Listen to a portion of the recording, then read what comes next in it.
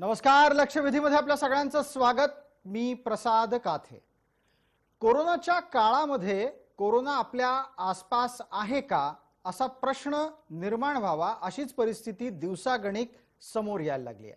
एका बाजूला आपल्या सगळ्यांच्या कॉलर ट्यून मध्ये कोरोना आपल्या आसपास असल्याची आठवण करून दिली जात असताना आजूबाजूची लोक मात्र तसं वागताना दिसत नाहीयेत. अनेक जणांच्या मुखपट्ट्या गळून हनवटीवर आल्यात, काही जणांच्या गळ्यात आल्यात तर काही जणांच्या गायब झाल्यात. प्रत्येक वेळेला नव्या कोणत्याही पृष्ठभागाला स्पर्श करण्यापूर्वी सॅनिटायझरचा वापर आधी आणि नंतर करणं हे हळूहळू लोकांना विस्मरणात जायला लागलंय. इतकंच कमी की काय तर बऱ्याचदा वेळ तशी आली आहे म्हणून किंवा सहजगत्या लक्षात नाही राहिलं म्हणून गर्दीमध्ये सामील होणं स्वाभाविक झालंय. परिणामस्वरूप परस्परांमध्ये सुरक्षित अंतर ठेवण्याचा नियम हा जणू काही कधी ऐकलाच नव्हता अशा पद्धतीची सामाजिक परिस्थिती आहे. एका बाजूला कोरोनाच्या प्रतिबंधात्मक लढाईतला हा SMS अर्थात सोशल डिस्टन्सिंग, मास्क आणि सॅनिटायझेशन या तीनही गोष्टींबाबत समाजातल्या सार्वजनिक अभिव्यक्तीत दुरापास्तच होत असताना दिसत असताना आपल्याला दुसऱ्या बाजूला तुलनेनं कोरोनाची लागण मोठ्या संख्येनं होताना दिसत नाहीये हेही वास्तव आहे. कोरोनामध्ये डिसेंबरचा पहिला आठवडा संपत आल्याच्या नंतर जी वाढ अपेक्षित होती तितकी वाढ अद्याप झालेली नाही आणि म्हणूनच कोरोना जवळपास नष्ट झालाय की काय अशा प्रकारचा प्रश्न उपस्थित होतोय. वैद्यकीय लोकांच्या मते हा भ्रम आहे, लोकांनी काळजी घ्यायला हवी. पण जर समजा कोरोनाचा प्रादुर्भाव पूर्वी इतका प्रत्यक्षात दिसत नसेल तर लोक कोरोना आहे यावर विश्वास ठेवणार तरी कसा? आणि त्याच निमित्तानं तज्ञांच्या सोबत आजची लक्षवेधीची चर्चा, कोरोना निघून गेलाय की दडून बसलाय?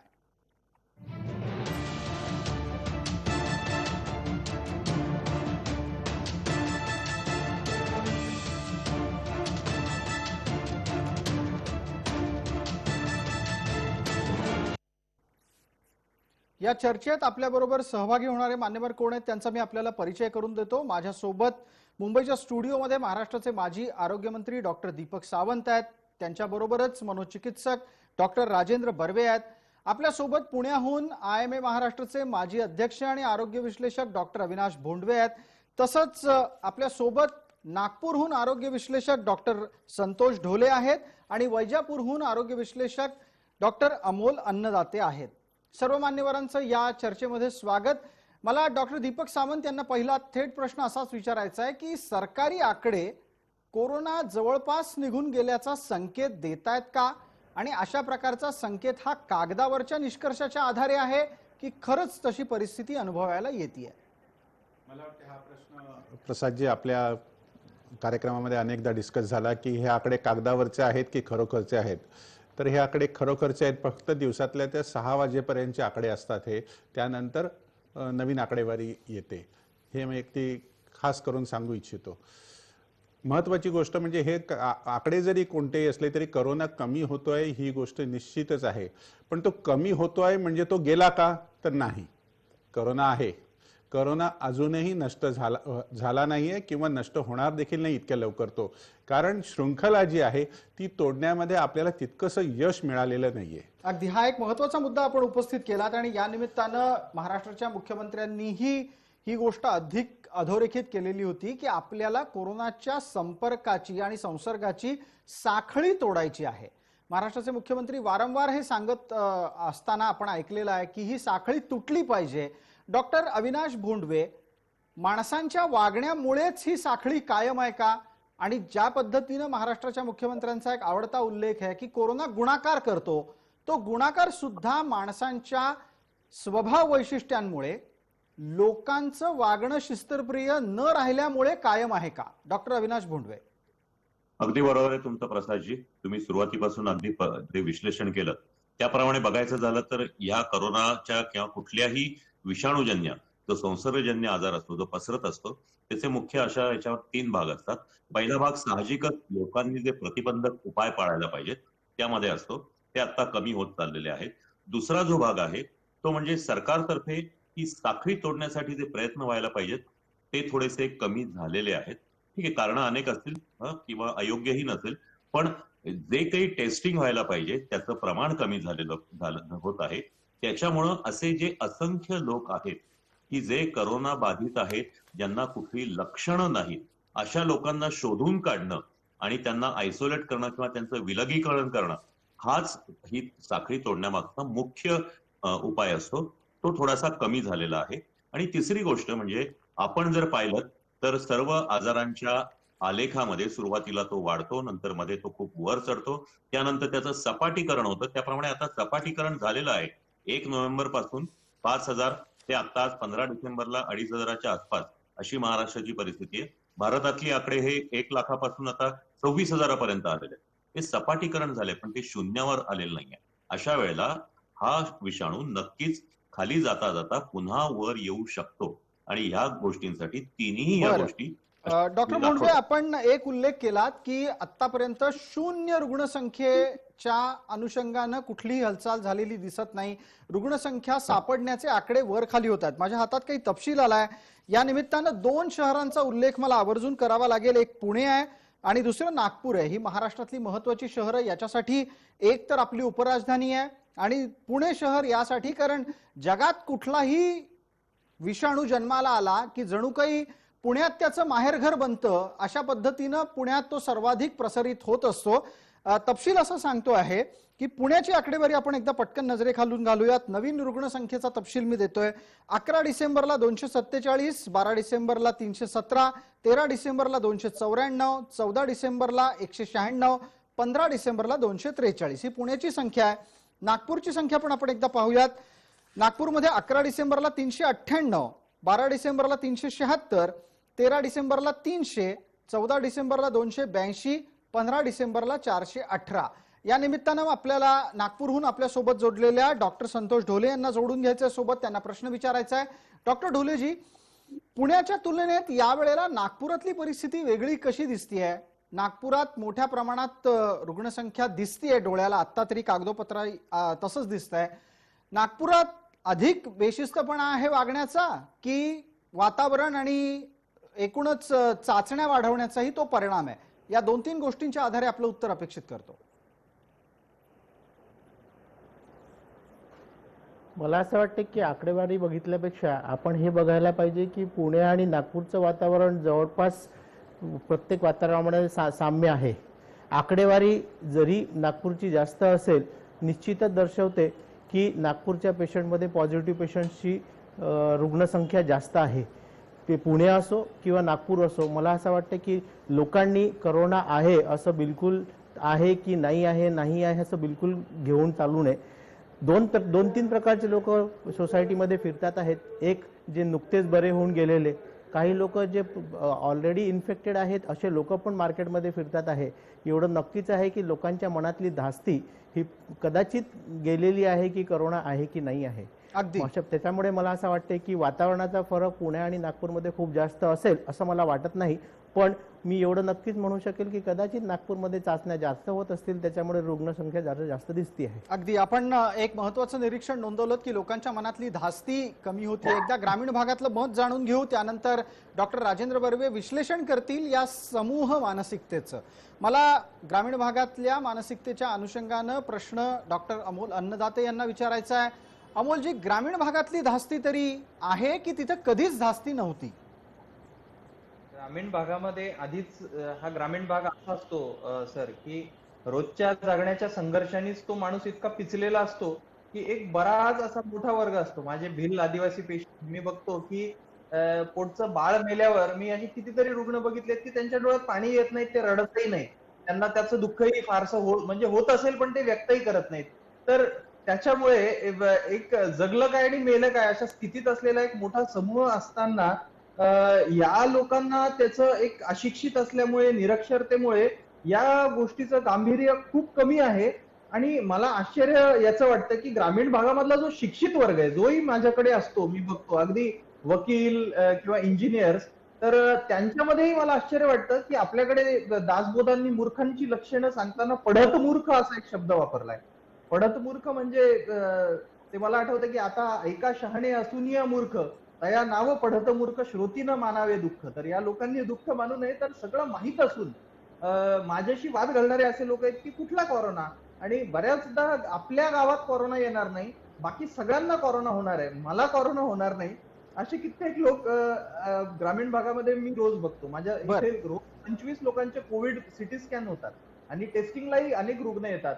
तर मला आश्चर्य वाटतं की मी जेव्हा रिसेप्शन वरून निघत असतो तेव्हा ही लोक अगदी जवळ येऊन त्यांना त्यांची लक्षणं सांगायची असतात की मी कोविड टेस्टिंगसाठी आलोय. त्यांना एक बसायला जागा केलेली आहे हॉस्पिटलच्या पलीकडे बाहेर, तिथे बसण्याची त्यांची तयारी नसते. याचा अर्थ ना, मी परत शेवटच्या म्हणजे याच्याकडे येतो की जे आपण सगळ्यांना सांगितलं पाहिजे की मी आकड्यांपेक्षा मृत्यू दरावर प्रसादजी एक अत्यंत म्हणजे घातक गोष्ट मला तुमच्या नजरेला आणून द्यायची आहे. अगदी. 1 महिन्यापूर्वी देशाचा मृत्यूदर हा 1.6% कुठेतरी स्टेबल होत होता. तर हा देशाचा मृत्यूदर 2% आलाय, 0.4% वाढलाय मागच्या महिन्यात. महाराष्ट्राचं जर बोलाल तर पहिल्यांदा महाराष्ट्राचा मृत्यूदर हा महिन्याभरापूर्वी 1.9%, 1.9% एक 9 दिवस स्टेबल होता. मी रोज सकाळी येऊन आधी मी मृत्यूदर चेक करतो की बरोबर. आजचा मृत्यूदर काय आहे, त्याच्यावरून बऱ्याच गोष्टी, कारण आता आकड्यांची आकडेमोड करण्याची वेळच नाही राहिलेली आहे. तर महाराष्ट्राचा मृत्यूदर हा 2.5% आहे, 2.5%. आजपर्यंतच्या इतिहासात कुठला इतक्या लवकर पसरणारा संसर्गजन्य असा नव्हता ज्याच्याने 2.5%, 100 पैकी 2.5 माणसं मरत होती. आणि हे बोलताना मी अत्यंत जबाबदारीने बोलतोय. बरोबर आहे. डॉक्टर अन्नदाते, या मृत्यूदराची चर्चा आपण करूच. एकदा पटकन त्या निमित्तानं दीपक सावंत यांना विचारूयात. सावंत साहेब, सरकारी प्रशासनाला याची कितपत काळजी आहे की मृत्यूदर हा इतक्या भयावह पद्धतीनं वाढलेला आहे, आणि दुसऱ्या बाजूला मला तर कधी कधी असा प्रश्न पडतो की रुग्णसंख्या नव्या आकड्यातली कमी आहे, यातच ते समाधानी असतात. आहे नाही, समाधान मानून घ्यायचं काही कारण नाही आहे प्रशासनाने पण. कारण मुख्य म्हणजे आता सर्वांचं डेथ ऑडिट होत आहेत, सर्व मृत्यूंचं डेथ ऑडिट चालू आहे, आणि त्यामुळे मृत्यूदर असा लपवता येणार नाही किंवा तो कमी दाखवता येणार नाही. पण मृत्यूदर आहे हे डॉक्टर अमोल अन्नदाते साहेबांनी सांगितलं, ते बरोबर आहे. फक्त एवढंच आहे की माझी पण देखील आपल्यामार्फत प्रशासनाला विनंती आहे की व्हेंटिलेटरवरती आज किती पेशंट आहेत याची कुठेही आकडेवारी येत नाहीये, तर ती आकडेवारी येणं, समोर येणं अत्यंत आवश्यक आहे. त्यामुळे आपण ह्या गोष्टीचा निष्कर्षापर्यंत येतो. आणि मृत्यूदर कमी करण्यासाठी माननीय मुख्यमंत्र्यांनी सतत सांगितलं की मृत्यूदर 1च्या खाली आणा, 1च्या खाली आणा, पण तो येत नाहीये. कारण आपल्याकडे लेट ॲडमिशन होत आहेत, लोक अंगावरती आजही काढतायत, आणि त्यामुळे पेशंट वर्स्ट होऊनच शेवटी तो डायरेक्ट ICU मध्येच किंवा ICCU मध्येच ॲडमिट होतो आहे. अशा प्रकारची गोष्ट आहे. बरोबर आहे. आपण सर्व मान्यवरांनी ज्या ज्या पद्धतीचं विश्लेषण समोर ठेवलं त्यातून समान धागा जर कुठला समोर आला असेल तो आहे समूह मानसिकतेचा. आता डॉक्टर राजेंद्र बर्वे आपल्या सोबत आहेत, त्यांच्याकडून एक थेट मुद्दा जाणून घेऊ. बर्वे साहेब, नक्की काय, आणि नक्की काय या अर्थाने की माणसांना बंधनात राहायचंच नाहीये का, बंधनात न राहण्यातच जास्त आनंद आहे का, आणि त्याचा होणारा दुष्परिणाम सुद्धा ते झेलायला प्रसंगी तयार असतात का? 2 महत्त्वाचे मुद्दे आपण इथे लक्षात घेतले पाहिजेत. एक म्हणजे पर्सनल हायजीन आणि सोशल हायजीन या 2 वेगळ्या गोष्टी आहेत. आपल्याला शिकवलं जातं ते पर्सनल हायजीन बद्दल जास्त फोकस असतो.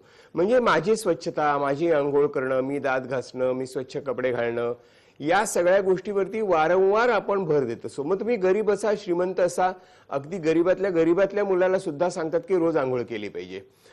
म्हणजे आपली व्यक्तिगत स्वच्छता आणि व्यक्तिगत आरोग्याची आपल्यात थोडी तरी जाण आहे, जी पूर्वी याच्यापेक्षा कमी होती. पण आता आपली खरी अडचण ही सोशल स्पेस म्हणजे सोशल हायजीन आणि पर्सनल हायजीन याच्यामध्ये आपल्याला अजून काहीही आपल्याला जे प्रशिक्षण मिळायला पाहिजे तेवढे मिळालेलं नाहीये. आता आपण गोष्ट करतोय कोरोनामुळे आपल्याला हा प्रादुर्भाव वाढल्याचं दिसतंय, पण रस्त्यावरती थुंकणं हे तर आपल्याकडे किती कॉमन आहे. सतत आपल्या अगदी सर्वसामान्य माणूस, रिक्षावाला जेव्हा रिक्षावाला, टॅक्सीवाला बसलेला असतो, ट्रेनमध्ये आपले शेजारी माणूस बसलेला असतो, तो सर्रासपणे थुंकत असतो. आता हे थुंकण्यामुळेच ट्युबरक्युलोसिस सारखे डिसऑर्डर पण होत असतात, कितीतरी मोठे जे श्वासातनं पसरणारे रोग होत असतात, त्यातलाच एक कोरोना आहे. म्हणजे ही जी याच्यात एक इंटरेस्टिंग गोष्ट अशी झाली आहे की मास्क लावल्यानंतर निदान लोक थुंकायची थांबतील असं वाटत होतं. सुरुवातीला ते मास्क मध्ये चुकून थुंकायला लागले, नंतर मास्क काढून थुंकायला लागले, पण थुंकणं काही थांबवलं नाही भारतीय माणसाने. थांबवलेलं नाहीये. आणि म्हणजे आपल्याला या गोष्टीची या गोष्टीची आपल्याला जाणीवच नाहीये की आपण जेव्हा थुंकत असतो तेव्हा it is encouragement on social space. आपण दुसऱ्याची जी एक सामायिक जागा असते, अवकाश असतो, त्याच्यावरती आपण आक्रमण करत असतो. याची जाणीव आपल्याला होतच नाही, पहिल्यापासून होत नाही. बाप असं करताना कारण मुलं काय बघतात. याचं डॉक्टर साहेब याचं कारण काय? कारण तुम्ही सामाजिक प्राणी आहात. Man is a human animal, social animal असं म्हटलं जातं. अगदी. आणि तुम्ही सामाजिक प्राणी असाल तर सामाजिक जबाबदारी प्रत्येकामध्ये असली पाहिजे. दुर्दैवानं ती भारतीयांमध्ये सगळ्यात कमी आहे का? सगळ्यात कमी आहे, सगळ्यात कमी आहे असं मला वाटतं. आणि आणि मला असं वाटतं त्याचा की साक्षरतेशी, निरक्षरतेशी आणि जबाबदारी घेण्याच्या भूमिकेशी कितपत संबंध आहे? काही संबंध नाहीये, याचा काही संबंध नाहीये. कारण आपल्याला मर्सिडीज मधनं उतरणार माणूस पण गाडीची काच खाली करून तो स्वतः बाहेर थुंकतो आणि पुढे जात असतो. म्हणजे याचा अर्थ शिक्षणाशी, तुम्ही कुठे आहात, काय आहात, गरीब श्रीमंती याच्याशी नाहीये. आपली मानसिकताच अशी आहे की आपण झालेलो. आणि दुसरी गोष्ट अशी आहे की याला जरब बसवायला ज्या प्रकारे आपल्या मनावरचे ते एक दडपण पाहिजे तसं आपल्याला दडपण दिसत नाही. आपण सिंगापूरला जाऊन त्याची महती गातो की तिकडे काय कसे लोक स्वच्छ ठेवतात, पण आपण स्वच्छ राहावं असं वाटत नाही. मला दुसरा महत्वाचा गोष्ट, आपण सरकार नावाची एक सिस्टीम तयार केलेली आहे. बरोबर. त्या सिस्टीमने सगळं काही करावं आणि आपण मात्र काही करू नये. मी कसाही बघीन, सरकारने त्याची काळजी घ्यावी. ही जी मानसिकता आहे ती मानसिकता अतिशय डेंजरस आहे. पण आपण डॉक्टर साहेब स्वतःची याच्यात जबाबदारी आणि एक समाजाची निरीक्षण जबाबदारी थोड्या घेतली वेळापूर्वी डॉक्टर भोंडवेंनी मांडलं. मी त्याकडे आपल्याला आणतो आणि मग चर्चा आणखीन त्या निमित्तानं पुढे नेऊयात. डॉक्टर भोंडवे थोड्या वेळापूर्वी असं म्हणाले की ज्या पातळीवर जनजागृती सातत्यानं राहायला हवी होती, करायला पाहिजे होती असं नाही म्हणाले. ते म्हणतायत की राहायला पाहिजे होती, ती आता तशी होताना दिसत नाहीये. मग ज्या वेळेला सरकारचं सांगणं कमी होत जातं त्यावेळेला आपसूक लोक पुन्हा येरे मला माझ्या मागल्या अशा पद्धतीनं वागायला लागतात. म्हणजे तुम्हाला एक आणखीन अजून इंटरेस्टिंग गोष्ट सांगायला हवी. फोन लावल्यानंतर ती कोरोनाची ट्यून ही लोकांना आता इरिटेट करायला लागली आहे.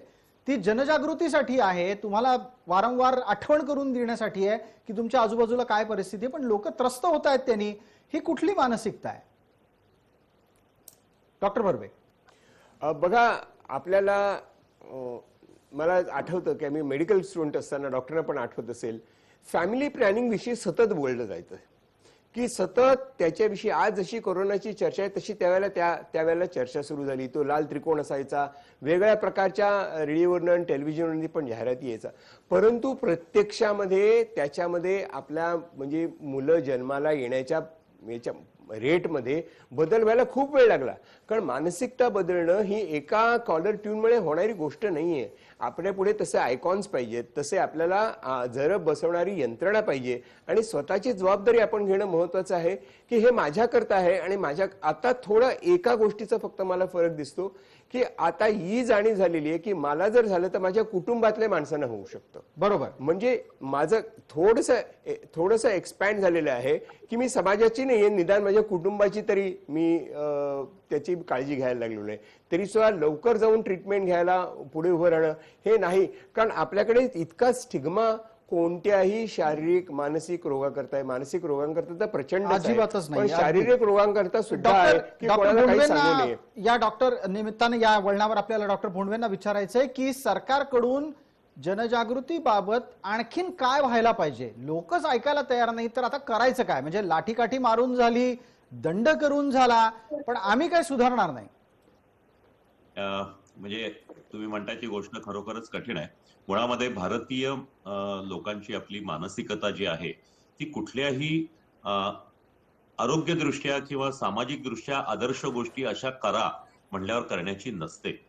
म्हणजे जे ते शंकराच्या गाभाऱ्याचं उदाहरण आहे ना की प्रत्येकाला एक एक लोटा दूध टाकायला सांगितलं आणि मग प्रत्येकाने विचार केला की मी पाणी टाकतो, बाकीचे दूध टाकणार आहे. त्याप्रमाणे असतं, मी चुकलं तर काय होत. त्याच्यामुळं आरोग्यदृष्ट्या हे शेवटी प्रशासनाला कुठेतरी कठोर व्हावं लागतं आणि हे व्हावं लागतं, ही गोष्ट खरी आहे. पण त्याच वेळेला जर आपल्या देशामध्ये काही लोकांना जर गोष्टी करायला लावायच्या असतील तर त्यांना त्याच्यामध्ये धार्मिक किंवा नैतिक दृष्ट्या जर काही असेल तर ते केलं जातं. करोनाच्या बाबतीत ही गोष्ट शक्य नाही. परंतु मागं एकदा आपण बोललो होतो की हा जो प्रचार आहे हा काही सेलिब्रिटीजनी जर पुढे आणून केला की आता ही आपण कोरोनाची ट्यून ऐकतोय की ते अमिताभ बच्चनच्या आवाजात आहे, अशा प्रकारे वेगवेगळ्या ठिकाणचे सेलिब्रिटीज असतील, राजकीय नेत्यांनी, राजकीय पक्षांच्या नेत्यांनी असेल, त्या पद्धतीने जर डॉक्टर आवाहनं बोंडवेजी केली- याच्या बाबतीत तर फारच फियास्को झालेला आहे. अमिताभ बच्चनच्या आवाजातली कॉलर ट्यून आली तर त्याच्यानंतर अमिताभ बच्चन ट्रोल झाले आणि राजकारण्यांनी त्यांचे सभा समारंभ आणि निवडणुका अशा काही जोशात केल्या की जणू काही आजूबाजूला कोरोना नावाची कुठली गोष्ट आहे हे राजकारणीच विसरून गेले. राजकारण्यांच्या नाही, चेहऱ्यावरचे तुम्ही- मास्क कधीच गळून पडले. बरोबर आहे.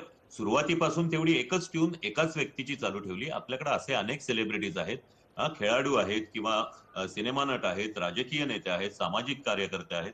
अशांच्या याच्यानी जर काही आपण फक्त टेलिफोनची ट्यून असं नव्हे तर इतर ठिकाणी जर या पद्धतीने जर आपण लोकांपर्यंत जाऊन पोहोचलो तर काही परिणाम होऊ शकेल. मी 100% होईल असं म्हणत नाही, बरं. पण निश्चित होईल एकदा असं मला वाटतं पटकन की- डॉक्टर अमोल अन्नदाते बोलतायत, त्यांचं ऐकूयात. नंतर दीपक सावंतांना आणखीन काही प्रश्न विचारून उत्तरही घेऊयात. डॉक्टर अन्नदाते.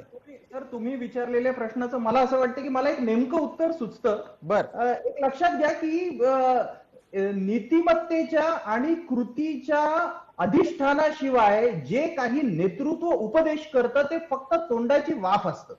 मी काहीतरी खूप डेप्थनी सांगतोय. तुम्ही विचार करा, मी नेहमी विचार करतो की लालबहादूर शास्त्रींनी अन्नाचा तुटवडा होता तेव्हा एक हाक दिली आणि अख्ख्या देशाने अहो संध्याकाळचं जेवण सोडून दिलं होतं. माझ्या आजोबांना इथले एक जनार्दन स्वामी म्हणून त्या काळातले संत होते, त्यांनी आपल्याकडे गरिबी आणि तू साखर सोड म्हणून त्यांनी 95व्या वर्षापर्यंत साखरच खाल्ली नाही. महात्मा गांधी जर आज असते तर त्यांनी काय केलं असतं माहितीये का, तर ते रस्त्यावरती त्या जे 1000 किलोमीटर चालत गेले ना रस्त्यावर, तो कपडा काढलेला म्हातारा त्यांच्याबरोबर चालला असता आणि म्हणून त्या लोकांनी एक हाक दिली तर लोक जीव द्यायचे. मी काहीतरी खूप अति आदर्शवादी सांगत नाही. मला एकच सांगायचंय की आज अगदी महाराष्ट्रातही ज्याला कार्यकर्त्यांचं मोहोळ आणि पुरोगामी काय काय म्हटलं जातं, आपल्याकडे हे गोष्ट राजकीय नेतृत्वाने सुटणार नाही. आपल्याकडचं एक जबाबदार नैतिक सामाजिक नेतृत्व ज्यांनी हाक दिली की लोक वेड्यासारखे कृती करायचे, हे नेतृत्व आपल्याकडे हरवलंय. आणि कुठलेही सेलिब्रिटीज, कुठलेही नेते, अगदी मला हा मुद्दा पंतप्रधान यासाठी करू पटतो, शकत नाही. मला यासाठी हा मुद्दा पटतो आणि डॉक्टर बर्वे पण कदाचित या भूमिकेशी सहमत होतील. डॉक्टर दीपक सावंतांना आपण उत्तर द्यायची संधी देऊच, पण एक मत फक्त मांडतो की कोरोना काळात ज्या पद्धतीनं राजकीय व्यक्ती पुढे आल्या तितक्या सहज आध्यात्मिक माणसं पुढे येताना दिसली नाहीत. डॉक्टर बर्वे याचं काही कारण असेल?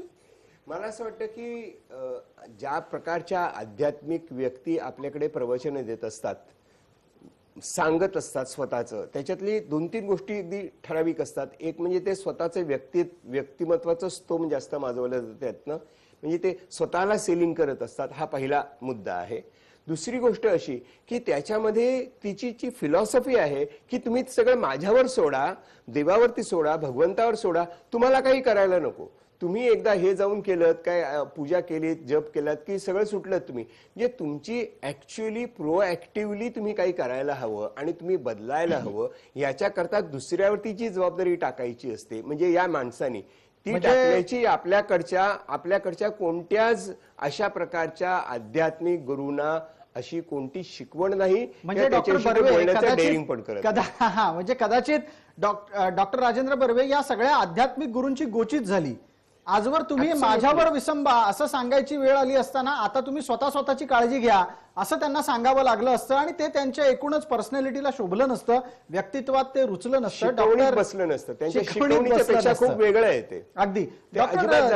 दीपक सावंत आहेत आपल्यासोबत, त्यांना मला एक प्रश्न विचारायचा आहे. डॉक्टर दीपक सावंत, सरकारची जबाबदारी या विषयाच्या अनुषंगाने पुन्हा चर्चा जेव्हा सुरू होईल तेव्हा वाद निश्चित जन्माला येऊ शकतो, पण मुद्दा काय उपस्थित राहतो तर राजकारण्यांच्या चेहऱ्यावरचा मुखवटा म्हणजे मुखपट्टी, मास्क सगळ्यात आधी गळून पडला आणि तोच आदर्श गमावल्यानंतर पुढे अनेक अडचणी निर्माण झाल्या. मग लोकांनी पहिल्यापासूनच त्यांना मास्क वापरायचाच नव्हता. ते म्हणतात अमुक नेता वापरत नाही तर मी कशाला वापरू. नाही, असं तर मुख्यमंत्री महोदयांच्या बाबतीत असं कधीच झालं नाही, कारण त्यांनी नेहमी मास्क वापरूनच जे काही भाषण केलं ते केलं हे आपण पाहिलं असेल. अगदी ते आपल्याला संबोधण्यासाठी चॅनेलवरती आले असतील किंवा सभागृहात असतील किंवा बाकी कुठे असतील, त्यांनी तर हा पाळला आहे सगळा प्रोटोकॉल. पण जसं तर अमोल अन्नदातेजींनी सांगितलं की लोकांना फॉलो करणारे लोक नेत्यांना फॉलो करत नाही. आपल्याला माहिती असेल की देशाच्या पंतप्रधानांनी सांगितलं होतं की थाळ्या वाजवा म्हणून, लोकांनी वाजवल्या, दिवे बंद करा, दिवे बंद केले, दिवे लावा, दिवे लावले. मग ह्याला काय म्हणतात? म्हणजे लोकांना फॉलो केलेलं आहे की मोदींचा मास्क चेहऱ्यावर दिसत नाही असं म्हणायचं. नाही, मोदी साहेब देखील मास्क लावतात. त्यांचा जो काही मास्क लावायचा प्रकार आहे तोही देखील त्यांच्याप्रमाणे बरोबर आहे. पण माझं म्हणणं असं आहे की आजही नेत्यांना लोक फॉलो करतात. मोदीजींना सर्व महाराष्ट्राने नाही देशाने फॉलो केलं होतं. उद्धव साहेब ज्या ज्यावेळी बोलतात त्यावेळी लोक त्यांचं ऐकतात. त्यामुळे असं म्हणणं बरोबर नाही की नेते त्या ताकदीचे उरलेले नाहीयेत. मी बरं, जनरल सांगतोय. आणि जर सरकारच्याकडून अपेक्षित जनजागृतीचा विषय काढायचा म्हटला, त्यात कुठे ना कुठेतरी घट झाली आहे हे निरीक्षण डॉक्टर भोंडवेंनी मांडलं, त्याचं उत्तर? निश्चितपणे त्याच्यात घट का झाली आहे, कारण एक ब्लाइंड स्पॉट तयार होतो. तुम्ही एक जाहिरात ज्यावेळी, मला वाटते डॉक्टर साहेब माझ्याशी ऍग्री होतील की ज्यावेळी एकच जाहिरात तुम्ही वारंवार पाहता त्यावेळी आपल्या नजरेसमोर तो एक ब्लाइंड स्पॉट तयार. उदाहरणार्थ डेंग्यूची जाहिरात, आपण लिफ्टमध्ये डेंग्यूची जाहिरात किती वेळा बघतो? नाही बघत. आपण ती ओझरतं बघतो, दृष्टिक्षेप टाकतो आणि निघून जातो. तसंच काहीसं करोनाच्या बाबतीत झालेलं आहे.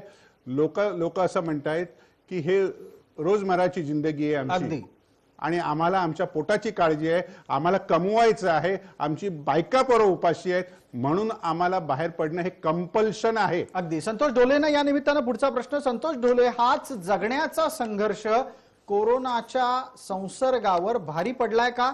आणि तसं असेल तर लोकांना समजावत राहायचं का लोकांना लोकांच्या परिस्थितीवर सोडून द्यायचं? डॉक्टर संतोष ढोले. नाही, याला आपल्याला आपली पार्श्वभूमी घ्यावी लागेल. जेव्हा करोना भारतात शिरकावला तेव्हा बघितलं असेल की लोकांनी खूप काळजी घेतली. सुरुवातीला प्रत्येक ॲडमिनिस्ट्रेटिव्ह लेवलला किंवा प्रशासकीय लेवलला किंवा राजकीय लेवलला लोकांना जे जे काही संबोधण्यात आलं, निरीक्षणं सांगण्यात आली की तुम्ही असं करा, लोकांनी फॉलो केलीत. पण कालांतराने लोकांच्या मधात रोजगाराचा प्रश्न निर्माण झाला आणि बघता बघता वर्ष निघून गेलं. अशा परिस्थितीत लोकांच्या मनातली धास्ती जाणे कदाचित साहजिक आहे. याच्यामुळे लोकांना करोनाचा संसर्ग वाढण्याचे जे प्रकार घडलेत, इथे कुठेतरी प्रशासन आणि राजकीय मंडळी पण जबाबदार आहे असं मला वाटतं. सुरुवातीच्या 2-3 महिन्यात जर आपण बघितलं तर लोक आपल्या घरात दडून होती. पण हळूहळू आता हे बिहारमध्ये झालेली निवडणूक म्हणा किंवा शेतकऱ्यांचं दिल्लीमध्ये चाललेलं आंदोलन म्हणा, हे सगळं जेव्हा लोक बघतात तर त्यांना वाटतं की करोना आहे की नाही आहे. बरोबर आहे. आणि बिहारमध्ये जर निवडणूक होत असेल, तिथे एवढ्या मोठ्या मोठ्या सभा होत असतील खचून गर्दीच्या, आता दिल्लीतलं चाललेलं आंदोलन हे अगदी सुशेगात पद्धतीनं कोणत्याही प्रकारे कोरोना जणू काही नाहीच आहे अशा पद्धतीनं वागत चाललं असेल तर त्याच्यामुळे होणारा जो दृश्य परिणाम आहे समाजावरचा तो जास्त घातक आहे.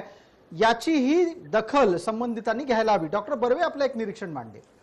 असं आहे की जेव्हा अशा मोठ्या ज्या पॅन्डेमिक्स आत्तापर्यंत झालेल्या आहेत जगामध्ये, युरोपमध्ये झाल्या आहेत, प्रामुख्याने अमेरिकेत झालेले, पण युरोपमध्ये याचा खूप चांगला अभ्यास झालेला आहे या पॅन्डेमिक्सचा. म्हणजे अगदी H1N1 असेल किंवा N1H1 असेल, पण हे कुठचे जे मोठ्या प्रकारचे जे पॅन्डेमिक झाले त्याच्यामध्ये त्यावेळेच्या जी सामाजिक निरीक्षकांनी जी निरीक्षणं केली त्याच्यामध्ये 4 फेजेस दाखवलेले आहेत. की सुरुवात जेव्हा होते, आता सर म्हणाले त्याप्रमाणे सुरुवातीला आपण अतिशय वेगानं त्याला सामोरे गेलो की आपण लगेच हिरोईक झालेली होती. It was a heroic phase. It was a phase of where everyone wanted to contribute. दुसरी फेज होती ज्याच्यामध्ये आपण थोडे घरामध्ये थांबलो आणि सेटल झालो की या कोरोनाशी आपल्याला शांतपणे लढलं पाहिजे. आणि अशा आपल्या सरांनी जून-जुलैपर्यंत आपल्या ह्या फेजेस होत्या. त्याच्यानंतर तिसरी फेज या निरीक्षणामध्ये अशी देते की याला फेज ऑफ डिसिल्युजनमेंट म्हणतात. म्हणजे जेव्हा असं वाटतं की आपण काही करा, आपण मास्क घाला की घालू नका, डेथ रेट तर वाढतोच आहे, लोकांची संख्या तर वाढतेच आहे आणि आपण करून काही होत नाही, अशा प्रकारचा एक हेल्पलेसनेस येतो की आपण यातनं काही इम्पॅक्ट करू शकत नाही आहोत स्वतःवरती किंवा समाजावरती. आणि अशा वेळेला एक वेगळ्याच प्रकारची उदासीनता येते की जाऊ दे ना, मास्क घातला काय, नाही घेतला तर मरायचंच आहे एक दिवस. अशी भावना डिसइल्युजनमेंटची फेज असते. ती माझ्या मते पॅन्डेमिक मधली सगळ्यात क्रुशियल फेज असते. दिस इज द टाइम जेव्हा गोष्टी परत वाढू शकतात. आता जे तुम्ही म्हणतायत ना, तो दडून बसलाय, तो पुन्हा वर येण्याची शक्यता या डिसइल्युजनमेंट फेज मध्ये आहे. अगदी फार महत्त्वाचं. आपण जो जुलैचा उल्लेख केला त्याबाबत एक महत्त्वाचं इनपुट या चर्चेमध्ये देतो की कोरोनाच्या विरोधात समाजातल्या बहुतेक घटकाकडून चाललेलं सगळ्या प्रकारचं नियोजन हे जेव्हा सण आले ना त्यावेळेपासून गडबडलं. आणि त्या सणांच्या पासून ज्या पद्धतीनं नियमभंग करण्याच्या कडे कल वाढला त्याचा दुष्परिणाम सुद्धा दिसतोय. म्हणजे ऑगस्ट 8 या तारखेला ज्या पद्धतीनं कोरोनाबाधितांची संख्या वाढली, तरी पण नंतर लोक म्हणायला लागली अरे होईल ते होईल, बघून घेऊ, आपल्याला काय फरक पडतोय. ही मानसिकता जुलैपासून सुरू झाली, आता ती वाढत चालली आहे. डिसेंबरमध्ये तर जवळपास या देशात कधी कोरोना आला होता का असं आपल्याला बाहेर फिरताना बघावं लागेल आणि म्हणावं लागेल. मला डॉक्टर भोंडवेंना एक प्रश्न त्या निमित्तानं विचारावायचा आहे. डॉक्टर भोंडवे साहेब, मग या स्थितीला जर समजा आपण कायम ठेवणार असू तर आपलं भवितव्य अंधकारमय आहे, आव्हानात्मक आहे, की सगळं काही ऑलवेल झालेलं आहे? 2021 ची सुरुवात झाली रे झाली की कोरोनाची चिंता करायची गरज नाही. नाही, तुम्ही म्हणताय त्या गोष्टीत थोडंफार नक्कीच तथ्य आहे. आता जे घडतंय त्यावरून आपल्या भारतातल्या सर्व लोकांची जी परिस्थिती काही विचारसरणी आहे त्याप्रमाणे असेल माझा हरित देईल खाटल्यावरी, किंवा आता अमोल अण्णादाते म्हणाले त्याप्रमाणे, किंवा सावंत सर म्हणाले त्याप्रमाणे की तुम्ही हे करा मग ते आपोआप सगळं होईल, तुम्ही माझी भक्ती करा सगळं तुम्हाला मिळेल. त्या पद्धतीने आत्ता जे आहे आपण काहीही करत नाहीये. यामध्ये जे काही सामाजिक याच्यामध्ये नियम पाळणं हे जे समाजामध्ये मोठ्या प्रमाणात व्हायला पाहिजे ते होत नाहीये. त्याच्यामुळं पण तरीही करोनाचा रेट वाढत नाहीये, तो हळूहळू खाली चाललाय. त्यामुळे डॉक्टर भोंडवे, याच आकडेवारीच्या अनुषंगाने विचारावं लागेल की एका बाजूला लोकांची बेशिस्त कमी होत नाही आणि दुसऱ्या बाजूला कोरोना वाढत नाही, यांचा परस्पर काही संबंध आहे की नाही?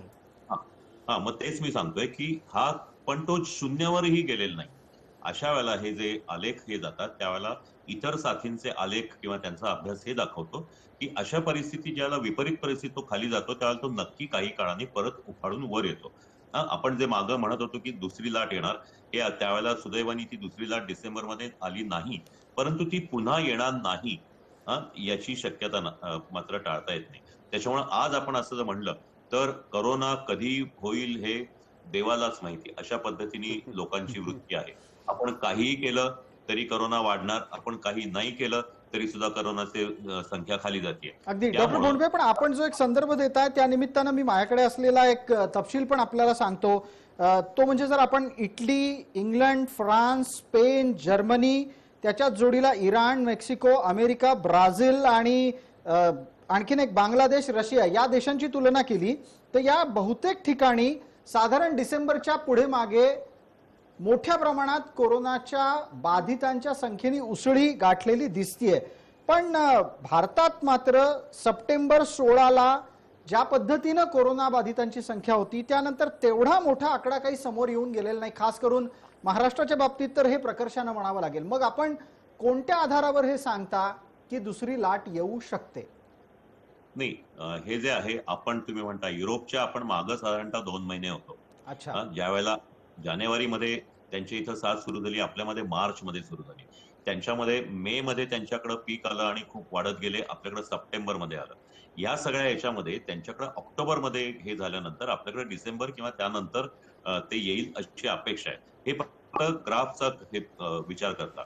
दुसरी गोष्ट अशी की त्यांच्या इथे सुद्धा ज्या वेळेला जून जुलैमध्ये ज्या वेळेला त्यांच्याकडे खूप रेट कमी होता त्यावेळेला लोकांनी प्रचंड पार्ट्या केल्या, एकत्रित झाले. फ्रान्सच्या इथं सीन नदीच्या काठावर जोडपी एकमेकांच्या गळ्यात गळा घालून हजारो जोडपी बसलेत, अशा गोष्टी घडल्या. आता सुद्धा तुम्ही जे धार्मिक म्हणालात त्यामध्ये केवळ भारतीय लोकच नव्हे, आपल्या इथं गणेशोत्सव आणि दिवाळीचं ह्याच्याबद्दल झालंय, पण आता युरोपमध्ये तुम्ही ह्या आता नाताळच्या क्रिसमसच्या ह्याच्यामध्ये सांताक्लॉजच्या पार्ट्या करू नका अशा प्रकारचे आदेश निघाले. हे सगळं आपण तर आपण याच्यामध्ये फक्त काही काळाने मागे आहोत. अगदी हा एक अत्यंत महत्वाचा भाग आहे.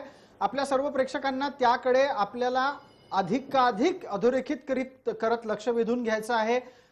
त्यानिमित्तानं चर्चेला आणखीन एक पुढचं वळण देऊ. तत्पूर्वी लक्षवेधीमध्ये एक छोटीशी विश्रांती आणि पुढच्या भागातली ही चर्चा निश्चितच अशी की समजा आपण युरोपच्या 2 महिने मागे असू तर आपल्यासाठी धोक्याची घंटा नजीकच्या काळात वाजू शकते. जबाबदारी प्रत्येकाला घ्यायला हवी, सामाजिक भान प्रत्येकानं बाळगायला हवं. लक्षवेधीच्या पुढच्या भागात याची चर्चा. कुठेही जाऊ नका, लवकरच परत येतोय.